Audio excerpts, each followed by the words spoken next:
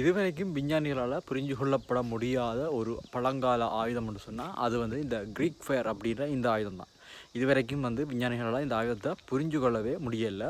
பைசேண்டன் பேரரசு வந்து நீண்ட காலம் நிலைச்சிருந்ததுக்கு இந்த க்ரீக் ஃபயர் அப்படின்ற இந்த ஆயுதம் தான் காரணம். க்ரீக் ஃபயர்னு சொல்லக்கூடிய இந்த நெருப்பு வந்து நீண்ட நேரம் பற்றி எரியக்கூடியது. இதை விட இது தண்ணீர்லையும் எரியும் அப்படின்னு சொல்லப்படுது. இதை விட இந்த நெருப்பு எரிய வெளிக்கிடுன்னு சொன்னால் அதை அணைக்கிறது அப்படின்றது இயலாத காரியம்.